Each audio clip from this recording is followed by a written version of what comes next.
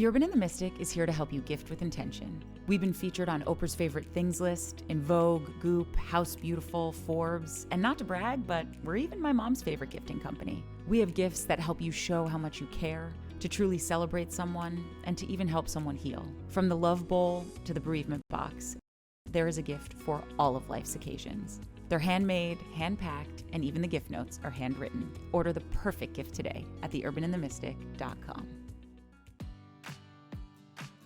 Welcome to Ask Dr. Louise. Keep following up. Are you navigating the dilemmas that addiction, aging, and mental health issues present? Ask Dr. Louise is the place to start. Life is often a series of hiccups, and while you might get knocked down, you always have the opportunity to fall up. Addictions and mental health issues are not a life sentence. There's always hope and strategic solutions for helping you become a better version of yourself, while impacting your loved ones with grace, compassion, and integrity. Join us as we navigate how to have those uncomfortable yet necessary conversations with yourself and your loved ones to take the actions needed to help you rise to be your best possible selves. Get ready to walk away with doable solutions. Ask Dr. Louise starts now. Good afternoon and happy Wednesday. I am so excited today. My heart is just full. I have the most wonderful guest here today with you, Rhonda. Rhonda, can you tell them your full name and tell them what you do? Hi, my name is Rhonda Evans, and I am the program director for Miriam's House Sober Living for Women with Children here in Culver City. So, everybody, the people that watch us don't, Culver City is in Los Angeles. And I wonder if you could tell them about Miriam's House, because in my mind, Miriam's House is one of the most unique places on the planet. There are not many places, and I will give you a big shout out to start, that will take in women with children or women whose children have been taken away and allow them to live for almost a year or sometimes even more, so that they can get their lives back and they can change the trajectory of their lives and be wonderful citizens. How did you tell me about Miriam's House and tell me how you got involved. Okay. Miriam's House opened up January the 7th, 2006. It is a 14-bed facility for women with children. They can have up to 2 children.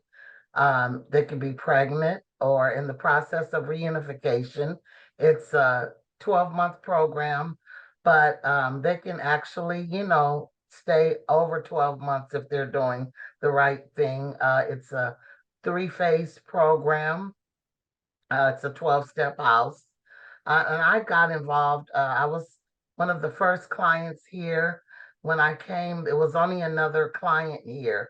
I came here the first day that it opened because I had 24 years of being on crack cocaine, and I was 3 weeks sober. No, I was 4 weeks sober when I came here, but I was 2 weeks when I found this place. I had been looking for a place, and it was kind of hard finding a place with a kid. And I went to Claire, and Claire told me about this place. So I came over here to interview, but at that time, it was still 3 weeks before they opened. So I came in, and it was only me and another lady here. And so when I came here, it was just like stepping into Disneyland for me. It was it was a dream come true. It was, and it still is 18 years later. It was just a dream come true. The staff was nice, and I was just ready. When I stepped. I'm sorry, I didn't mean to interrupt you, but tell them about what does Miriam's House look like, because it's so unusual, and I'm so honored that you were one of the first clients here, so you know from the ground up. But where were you living before Miriam's house? And I love that you said it looked like Disneyland to you. But in truth, what does Miriam's house really look like? Yeah, beautiful. It's a convent. It's a 14-bedroom convent like in Los Angeles. It is a beautiful, beautiful backyard. Um, centrally located, school down the street, a store down the street, bus stops. But I was actually living, from pillow to post in South Central LA, in motels, wherever I could lay my head, wherever me and my kid could lay our head, and most of the women that come in and out of here are the same way, from pillow to post. So when, we give them the okay to come, they are ecstatic, that they can come, so I get it when, we say, when we give them the okay to come, they are just overwhelmed, and I know the feeling that, okay, we're taking you off the street. We're giving you a chance to redo your life. So here you go. So I totally get the feeling. Well, yeah, I'm glad you still have that feeling 18 years later. And, Oh, never forget it. yeah, and for those of people, the housing is a converted nunnery, but it's not a religious organization. I think it's No. really important to know that, although it has Mhm. the space available to take women in and to take children. But I think what's really special is your admissions process. Can you Right. share a little bit about that? Yeah, right. We do a phone intake, to see, how they are. You have to be 30 days sober to get into here. We are, you know, we are not a dual diagnose facility, but we do take some diagnoses. Um, so we talk to them. We find out about the children, find out where they're staying. We want to know the family dynamics, find out what their goals are, what they plan on doing, um, and, take paperwork down. And they have to, they call us if we find out that they're fit, then they do they have to call us every day. And then we'll bring them in for random UAs. And then we'll give them a interest date, and then they will come in. Can you And so tell the readers, the listeners, that not everybody knows what a UA is? Can you, your analysis, and what does yeah, that we do? so we can tell if they've been using or drinking, Okay, so it's, because they have to be clean to come in here. mm, So we have zero tolerance.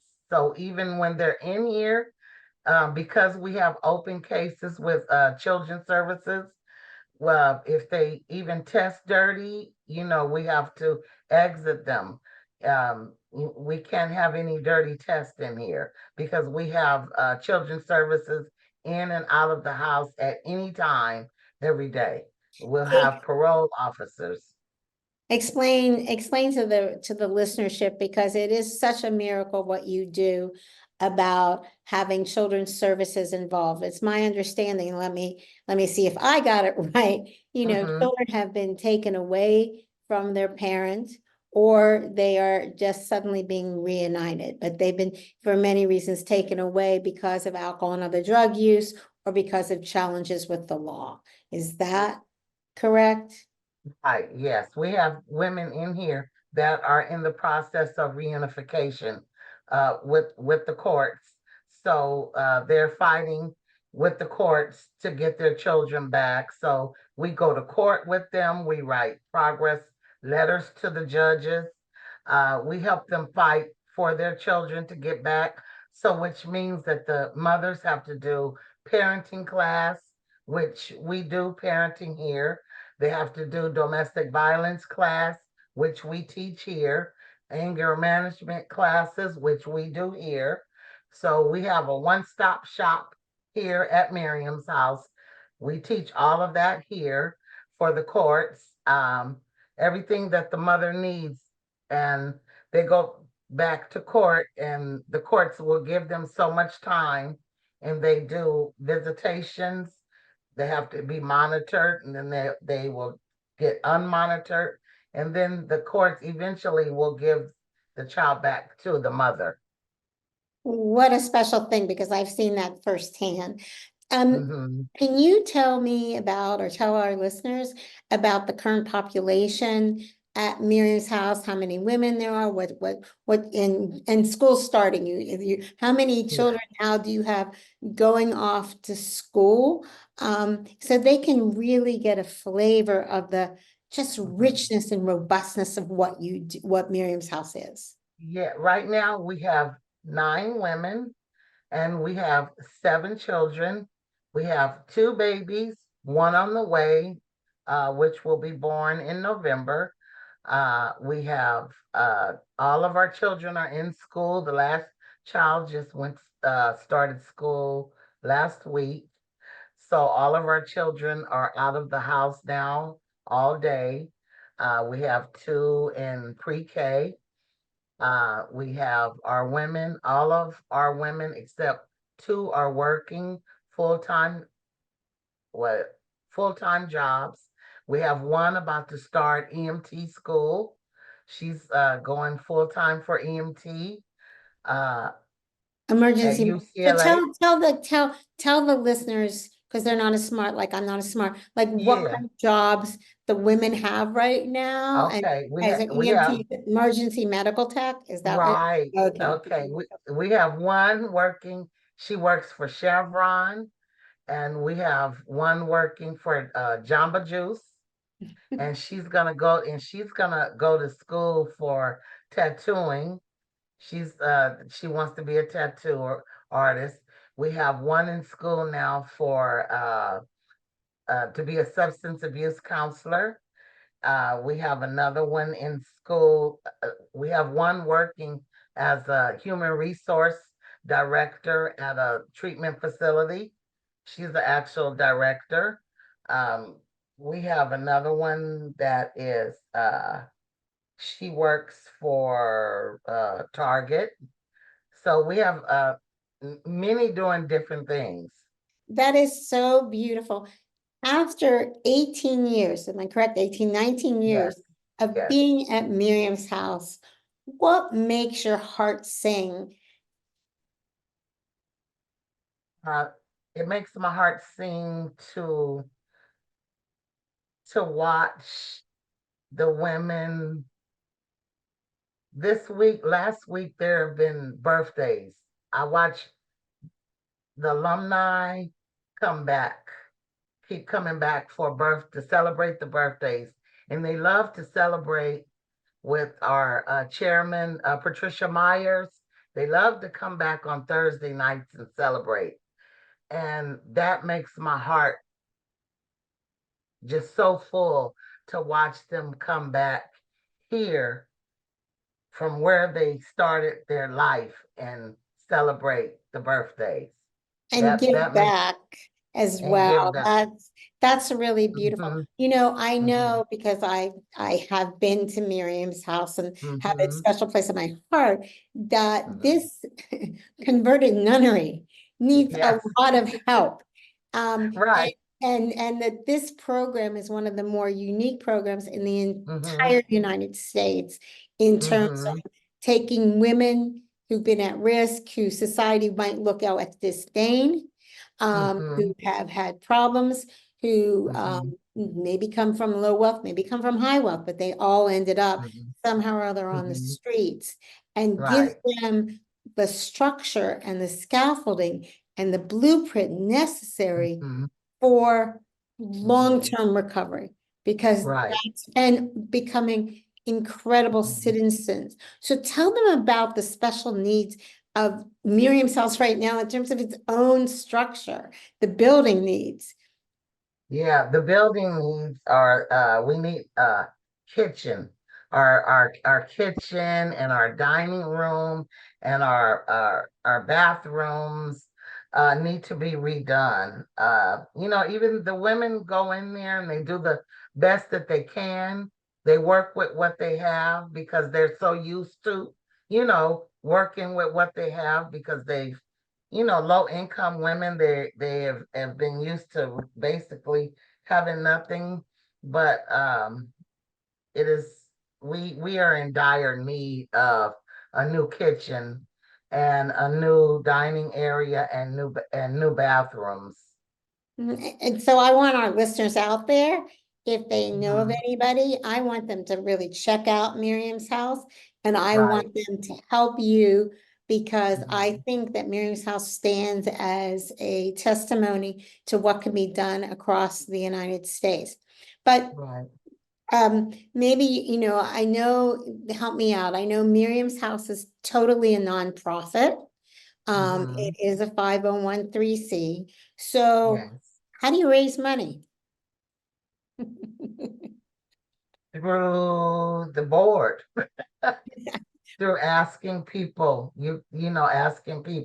to donate money to help keep us open, to help Okay, us.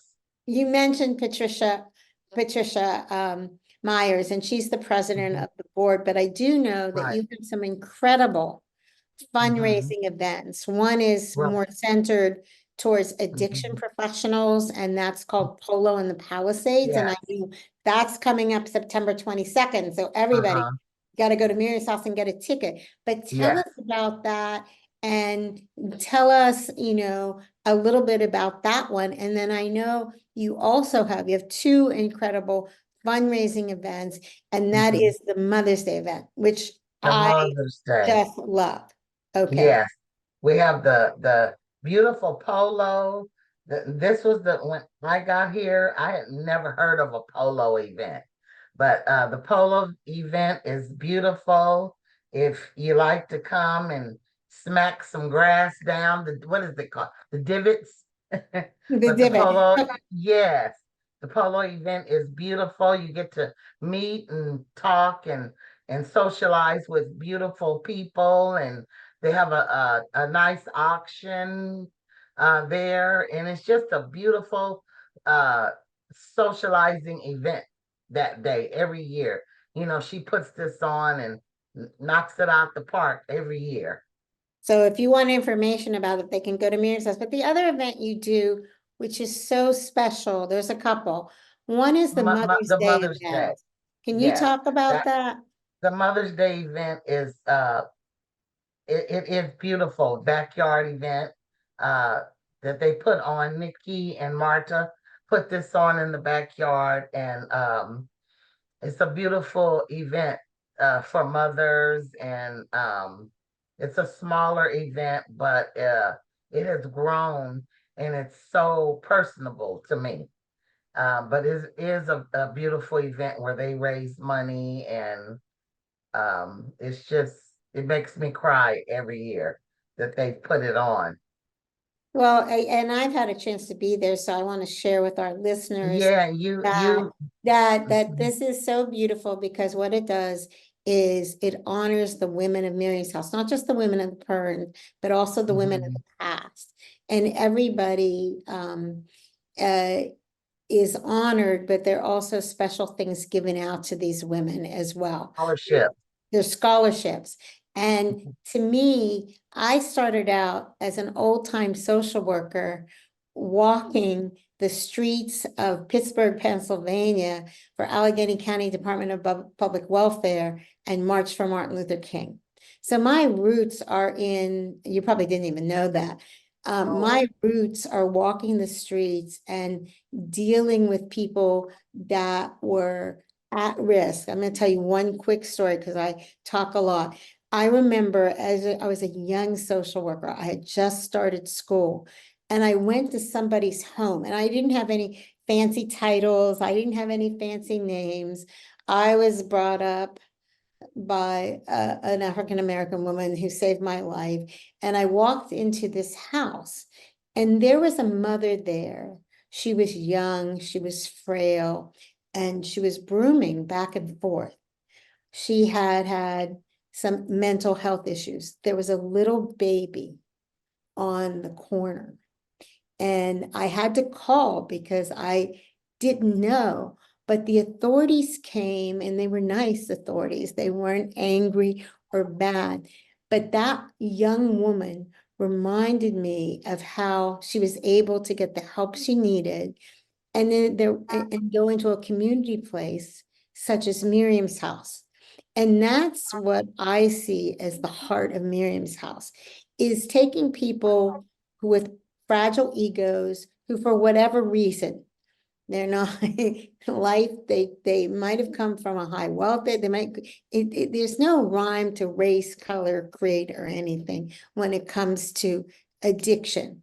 But they're given a holding environment, a safety environment of which they're able to grow and to bloom. But that can't be done without people like you and your team. So do you want to say a little bit about your team in the minutes we have left? Yes, I love the team that I work with. You know, we all we all meet them where they're at. You know, when we have a residents meeting, because most of us, Jessica and I and Motique, three of us have been through this house. So when we speak to the women, we always put us. We never say you guys. It's always us. You know, when we do this, we don't make them feel like it's you. And we always tell them how, instead of saying what you did wrong, it's most of the time we see what you're doing right. We try not to put them down so much because they come in here broken. They come in here damaged. So we And try not to put them down so much. so what you do is you really create a holding environment of positivity. That doesn't mean that Yes, there aren't rules and regulations, that yes, they don't have things that they have to do, that they have to uh-huh, participate in the uh-huh, group, they have to help with meals, they have to help clean, yes, they have to help with sharing mm-hmm, children, they have mm-hmm, to end up going to work or to school, right, but yet mm-hmm, they're said that they're okay because they come mm-hmm, in, and I know you also have other services that you can use for mm-hmm, mental health or other vulnerabilities, mm-hmm, right, um, to help mm-hmm, them. So right, we don't have that much time left. I uh-huh, want first to make sure before we run out of time, how do okay. people get in touch with Miriam's house? What's the website? What's the phone number? We want people to call you. 323-310-0800, and our website is www.miriams,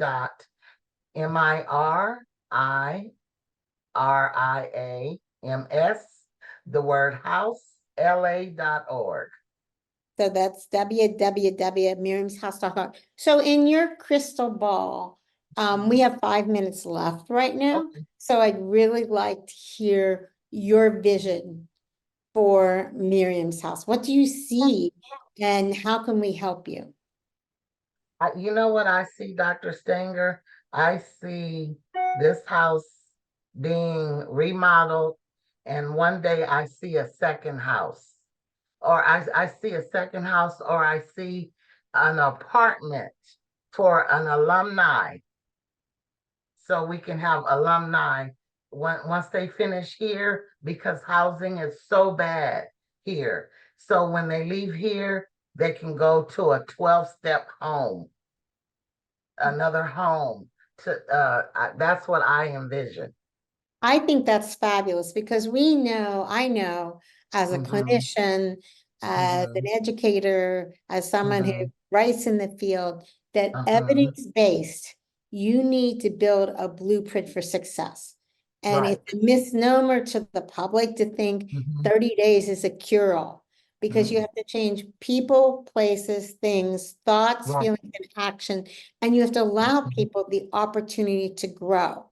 And mm-hmm, again, living in Los Angeles, which is so expensive, there mm-hmm, has to be places where people, even after a year, they can cocoon together, they can Right, stay together. That doesn't mean that they don't help pay for rent. That doesn't mean they don't go out to work, but right. they can change a community. And that's, Uh-huh. I love your vision because I would love to see Mm-hmm. Los Angeles and other parts of the world be Yes. able to really commit Mm-hmm. to the well-being of women Mm-hmm. and children, because Right. that we know will change the Mm-hmm. trajectory of the world. That's right. Because if we can keep them okay, then those children will be okay. That's right. And that's Mm-hmm. there a book a colleague of mine has written. It's by Claudia Mm-hmm. Black. She's world famous, but she just has a book out. It's called It Will Never Happen to Me.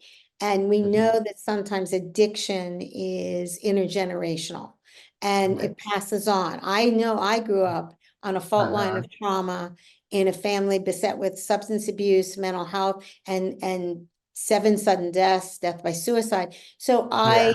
was, as an adult, as a child of someone who Mm-hmm. had a substance abuse disorder, very high risk for Yes. developing that. And so if we can change the trajectory, change the community to do it. Yeah. Tell me about what some of the children of Miriam's house are doing today.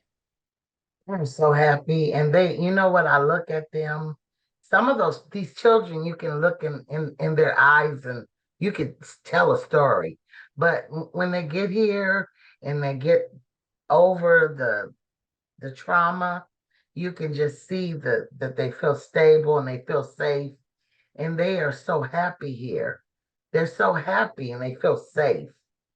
In, And Go it ahead, I'm sorry. makes you In the feel minutes that good. are left, can you tell us something about some of your outstanding alumni in addition to you?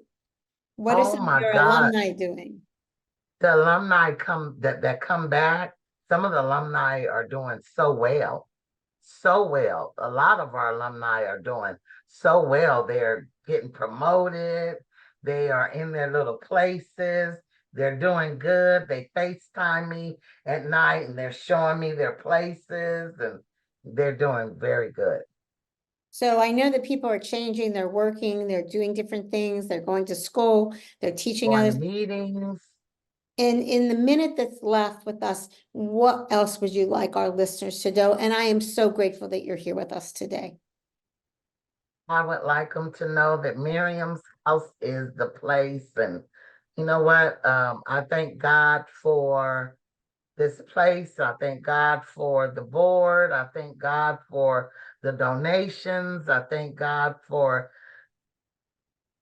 keeping this place going. I just thank God for this place. And Rhonda, part of it is your heart and soul. So I think Miriam's house thanks God for you, for all the board, for Patricia, for Brenda, and all the people that help make this magical place. Like you said in the beginning, it felt like I was in Disneyland. Well, I want to thank you so much. I hope that Polo in the Palisades is a great success to you. Listeners, go and sign up. If you want to see it, I know it's always available for visiting and Mother's Day and other things. They need your help, but most of all, we need them because they're changing a woman and their family one woman at a time. So thank you so much for being here today. Okay, I think that. You have been listening to Ask Dr. Louise. Keep falling up. Tune in every fourth Wednesday at 12:30 Pacific Time on Transformation Network for more fresh takes on addiction and mental health that help you and your loved ones to keep falling up. We navigate how to ask yourself tough questions and how to have those uncomfortable yet necessary conversations with your loved ones. Ask Dr. Louise helps you gain resources to take doable actions. For more on the most advanced health and wellness solutions, visit allaboutinterventions.com.